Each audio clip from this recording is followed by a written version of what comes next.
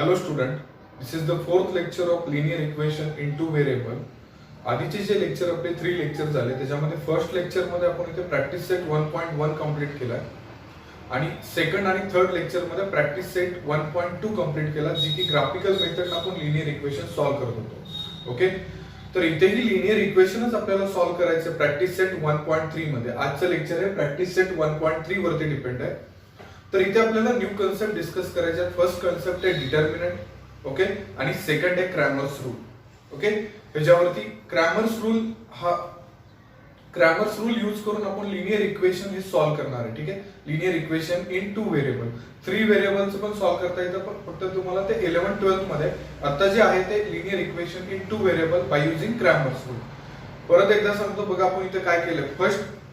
First lecture मध्ये elimination method आणि substitution method या दोन मेथड यूज करून आपण लिनियर इक्वेशन सॉल्व्ह केलं. नेक्स्ट प्रॅक्टिस सेट मध्ये ग्राफिकल मेथड यूज करून ग्राफ पेपर वरती जिथे इंटरसेक्ट दोन लाईन होत आहेत ते आपलं सोल्युशन होतं. ठीक आहे, आणि आता थर्ड मध्ये काय करणार आहे, क्रॅमर्स रूल यूज करून लिनियर इक्वेशन सॉल्व्ह करणार आहे. एक लक्षात आलं असेल तुमच्या की टार्गेट तिन्ही पार्ट मध्ये सेम आहे, लिनियर इक्वेशन सॉल्व्ह करायचं, फक्त मेथड डिफरंट आहे आणि मेथड आपल्याला इथे स्टडी करायचं. तर फर्स्ट आपण डिस्कस करूया what is mean by determinant.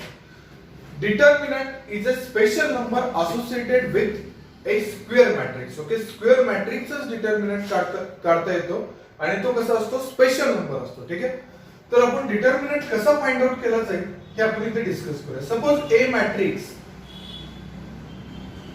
हा या फॉर्मॅट मध्ये दिलाय ABCD. याला स्क्वेअर मॅट्रिक्स का म्हणलं जातं, तर इथं रो किती आहे, 2 आहे, कॉलम किती आहे, 2 आहे.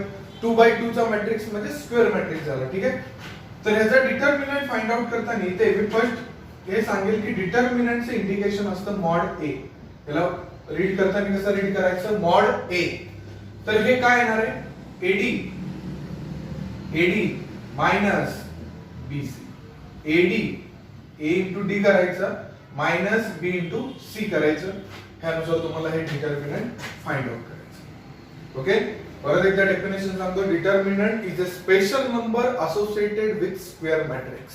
ओके, नेक्स्ट आता सपोज आपण एक एक्झाम्पल घेऊया की आपल्याला एक डिटर्मिनंट फाइंड आउट करायचा आहे. मॅट्रिक्स आहे 2 4 1 3.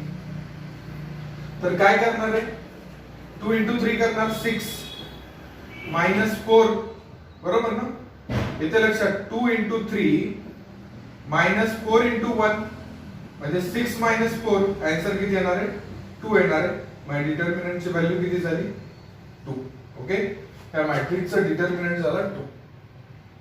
आय होप की तुम्हाला हे समजलं असेल डिटर्मिनंट कसं फाइंड आउट करायचं. Okay,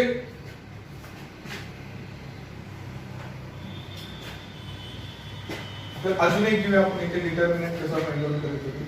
suppose A is equal to आपल्याला दिले 4 6 7 आणि मायनस 1. नंबर थोडा छोटा घेऊया आणि कॅल्क्युलेशन सिंपल करू. आता इथे 4 इंटू मायनस 1 आहे म्हणजे किती होणार आहे, मायनस 4 होणार. आणि 6 इंटू 2 आहे म्हणजे काय होणार, मायनस 12 होणार. तर इथे किती येणार, मायनस 16. म्हणजे डिटर्मिनंट इज इक्वल टू किती येणार आहे, मायनस 16. 4 इंटू मायनस 1 मायनस 4 आणि 6 इंटू 2 मायनस 12. इथे आन्सर येणार आहे मायनस 16. ठीक आहे, नेक्स्ट आपण अजून एक एक्झाम्पल घेऊया. 3 2 मायनस 6 1. ओके, ह्याचा डिटर्मिनंट आपल्याला फाइंड आउट करायचा आहे. पण डिटर्मिनंट कसा येणार आहे, 6. 3 इंटू 2 6 आणि हे मायनस मायनस काय होणार आहे, प्लस होणार आहे. कारण की इथं आपण साइन कुठलं देतो, मायनस, आणि हे मायनस 6 मायनस मायनस प्लस होणार आहे. आन्सर किती येणार आहे, 12. ओके, आले लक्षात सगळ्यांच्या. डिटर्मिनंट कसा फाइंड आउट करायचा, A इंटू D करायचं minus B into C. I hope की तुम्हाला लक्षात आलं असेल. हे नोट करून घ्या.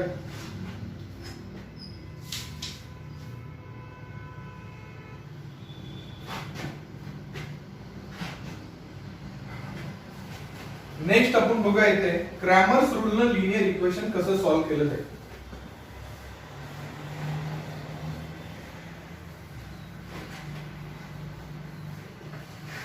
ठीक आहे. क्रॅमर्स रूल यूज करून लिनियर इक्वेशन सॉल्व्ह कसं केलं जाईल हे बघूया. ठीक आहे. टायटल आहे क्रॅमर्स रूल.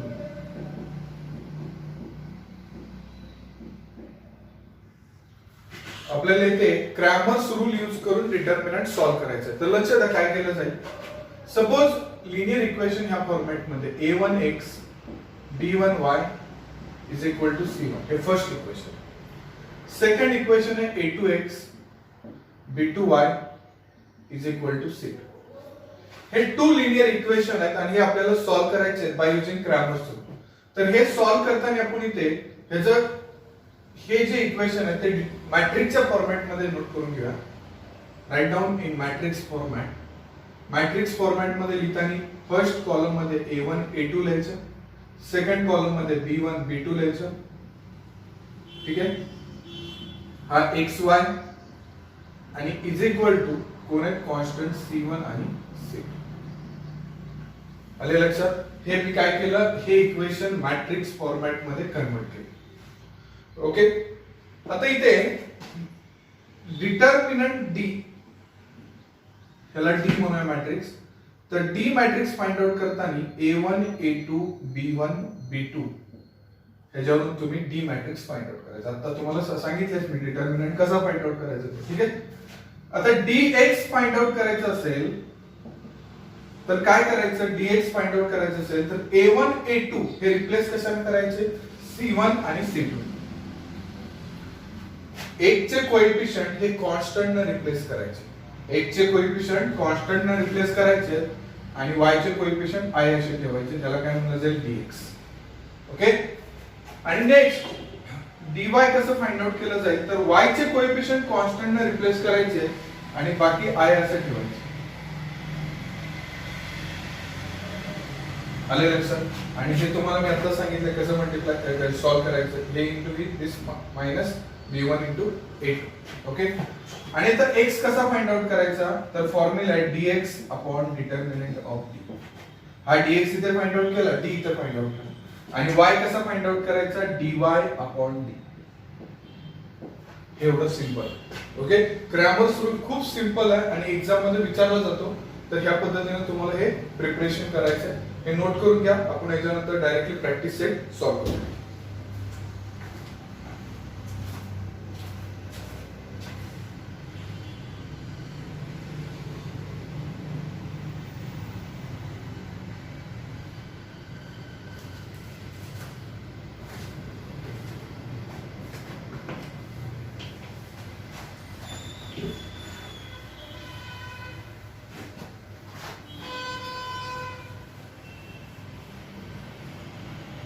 ठीक आहे. आपण इथे डायरेक्टली प्रॅक्टिस सेट घेऊया. प्रॅक्टिस सेट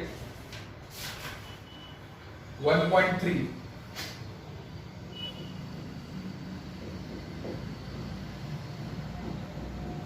जे की तुमच्या पेज नंबर 16 वरती घेऊन. पेज नंबर 16 बुक मध्ये पेज नंबर 16 वरती घेऊन. तर फर्स्ट आहे question fill in the blank with correct number. तुम्ही हे फिल करा, मी सॉल्व्ह करून देतो.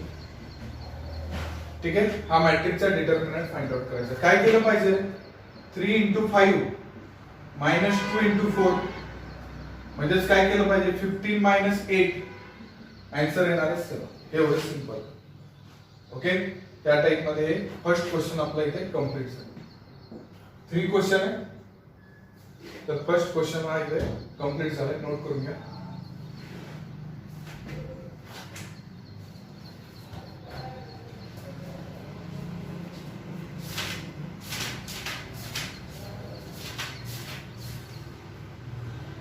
इथे बघा second question. Second question find the value of determinant. 1 मार्कला विचारला जातो. ठीक आहे. तर त्याच्यामध्ये फर्स्ट दिलाय -1 2 7 4. ओके. 3 क्वेश्चन आहे आणि ते तुम्हाला इथे सॉल्व्ह करायचे. तर इथे हे सॉल्व्ह करताना मी आताच सांगितल्या पद्धतीने इथे क्रॉस मल्टिप्लाय करायचे. -1 into 4 -7 into 2 -4 -14 -18. हे फर्स्ट आन्सर. सेकंड आपल्याला दिलंय 5 - 7 3,0. ओके, तर इथं सॉल्व करताना 5 × 0 -3 × -7, तर हे 0 झालं. 21 आन्सर आलं 20. ओके, थर्ड सगळ्यांना लक्षात येतं ना काय करतो, फक्त क्रॉस मल्टिप्लाय करून मायनस साइन देतो. ठीक आहे, थर्ड आहे 7/3 फ्रॅक्शन नंबर आहे. 5/3 3/2 आणि ते 1/2. तर काय करायचं इथं, क्रॉस मल्टिप्लाय. काय येणार आहे 7/3 × 1/2 मायनस 5/3 × 3/2. ओके, हे 7/6 बनेल आणि इथं 15/6 बनेल. तर बेस सेम आहे. ठीक आहे, 7 मायनस म्हणजे 8/6 येणार आहे. 8/6 म्हणजे 4/3. ओके, आय होप की तुम्हाला समजलं असेल. नोट करून घ्या व्यवस्थित. हा क्वेश्चन नंबर 2 आहे. इथे क्वेश्चन नंबर 2 चा डिटर्मिनंट आपण इथे फाइंड आउट केलं. ओके,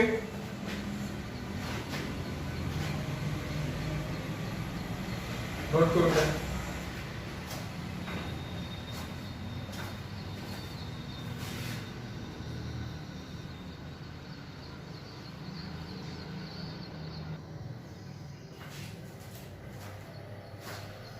आणि आता आपण मेन पार्ट कडे येणार आहे, तो म्हणजे grammar rule. Okay, question number 3.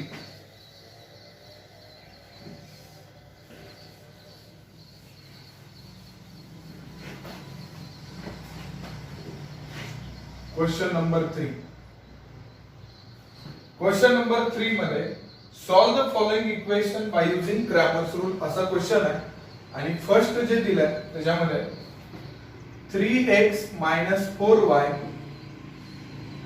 is equal to 10 आणि 4x + 3y is equal to 5.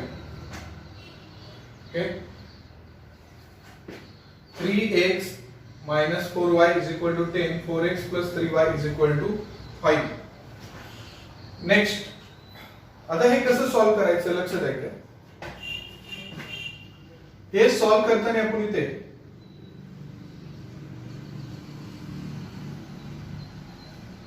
मॅट्रिक्सच्या फॉर्मॅट मध्ये नोट करून घ्यायचं. मी आता सांगितलं पद्धतीने.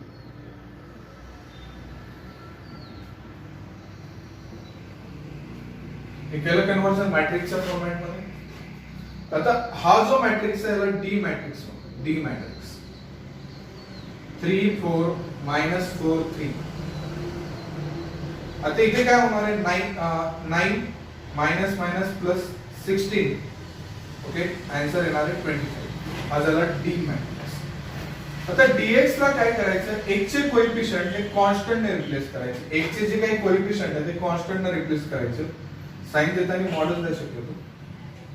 ठीक आहे, तर इथे कॉन्स्टंट ना 10 5 -4 3. इथे येणार आहे 30 -50 आन्सर. ओके, इथे येणार आहे dy काय करायचं इकडे, तर इकडे x चे कोएफिशिएंट आहे असे ठेवायचे, y चे कोएफिशिएंट कॉन्स्टंट ने रिप्लेस करायचे. एग्जांपल सॉल्व करताना तुम्हाला फीलिंग असेल की खूप सिंपल आहे. ठीक आहे, नेक्स्ट 15 - 40 आन्सर किती येणार आहे -25. आहे काय अवघड याच्यामध्ये? ओके, आता इथे काय करायचंय, इथे मी वरती करतो. x चा फॉर्म्युला आहे determinant of dx upon mod d. x चा फॉर्म्युला. आता हे किती आलं 50 आलं, ते आलं 25. आन्सर किती येणार? ओके, y चा फॉर्म्युला आहे determinant of y upon mod d. तर -25 अपॉन 25 आन्सर येणार आहे -1. Okay, and this is the solution. 2 and -1 हे आपलं काय असणार आहे, सोल्युशन असणार आहे कशाचं, या इक्वेशन्स. ठीक आहे. तर खूप सिंपल मेथड आहे क्रॅमर्स रूल. क्रॅमर्स रूल मध्ये मी परत एकदा सांगतो काय करायचं ते. फर्स्ट कॉलम मध्ये x चे कोएफिशिएंट लिहायचे, सेकंड कॉलम मध्ये y चे कोएफिशिएंट लिहायचे विथ साइन. इथं -4 आहे तर इथं -4 लिहिलं जाईल. x y आणि 10 आणि 5. आता इथे मॉड d जो हा मॅट्रिक्स येणार आहे x आणि y च्या कोएफिशिएंटचा, त्याला मॉड d म्हणा आणि त्याचा डिटर्मिनंट फाइंड आउट करायचा. आता मॉड dx कसा फाइंड आउट करायचा आहे, तर इथे जे काही x चे कोएफिशिएंट आहे ते कशाने रिप्लेस करायचे, कॉन्स्टंट. ठीक आहे. आणि त्या पद्धतीने हे फाइंड आउट करायचं. y मध्ये काय करायचं, y चे कोएफिशिएंट हे कॉन्स्टंट ने रिप्लेस करायचे. बघा इथे हे इथे 4 3 आहे तर मी इथे काय केलं 10 5. ओके, रिप्लेस केले आणि त्या पद्धतीने फाइंड आउट केलं आणि x आणि y मला आन्सर इथं मिळाला. ठीक आहे. हे नोट करून घ्या.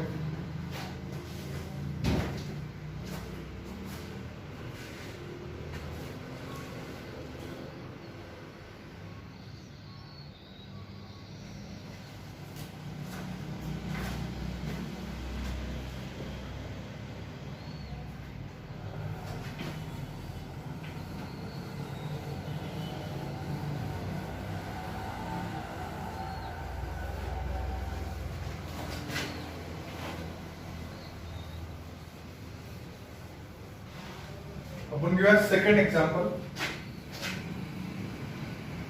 4x plus 3y minus 4 is equal to 0. आणि सेकंड आहे 6x is equal to 8 minus 5y. Okay, 6x 8 minus 5y. आता हे आधी स्टँडर्ड फॉर्मॅट मध्ये कन्वर्ट करूया. 4x फर्स्ट x चा कोएफिशिएंट, y चा coefficient is equal to constant. हे 4 राइट साइडला जाईल. 6x plus 5y is equal to 8. Next 4 3 6 आणि 5 x y is equal to 4 8. हे मी मॅट्रिक्सच्या फॉर्मॅट मध्ये कन्वर्ट केले. ओके. आता मी सांगितल्याप्रमाणे ह्याला काय म्हणलं जाईल, मॉड d. इथे किती येणार 20 minus 18. आन्सर येणार 2. Okay. Next mod dx. dx काय असणार आहे, हा जो कोएफिशिएंट आहे फर्स्ट तो पार्ट 4 8 ने रिप्लेस करायचा.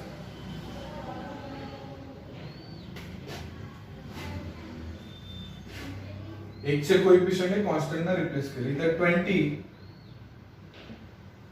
आन्सर येणार -4.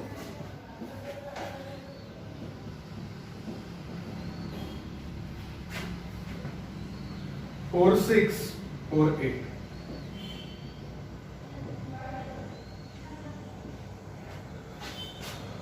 ओके. 32 आणि 24 इथे आन्सर येणार आहे -8. आय होप की तुम्हाला समजलं असेल. कॅल्क्युलेशनचा पार्ट आहे. x is equal to formula dx upon mod d. तर dx किती आहे, -4 आहे, 2.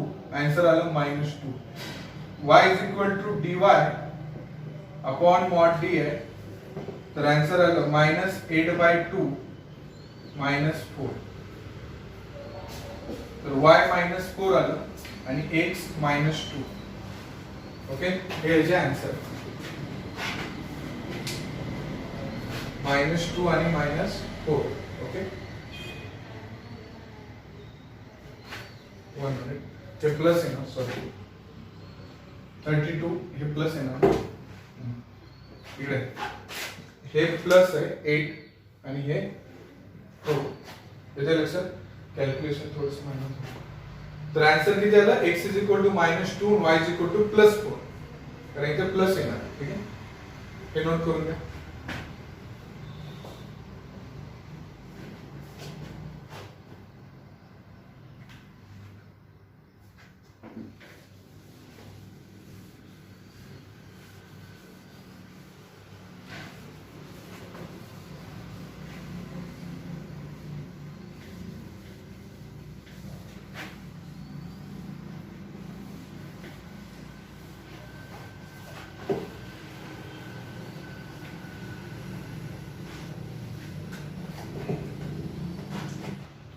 आहे. आज आपण इथे बघितलं कन्सेप्ट ऑफ डिटर्मिनंट आणि क्रॅमर्स रूल. ठीक आहे. तर प्रॅक्टिस सेट 1.3 मध्ये फर्स्ट क्वेश्चन, सेकंड क्वेश्चन आणि थर्ड क्वेश्चन मध्ये फर्स्ट 2 एक्झाम्पल इथे सॉल्व्ह केले. तर नेक्स्ट लेक्चरला आपण जे राहिलेले 4 एक्झाम्पल आहे आणि बोर्ड मध्ये इम्पॉर्टंट आलेले एक्झाम्पल ते आपण इथे सॉल्व्ह करूया. ठीक आहे. थँक्यू.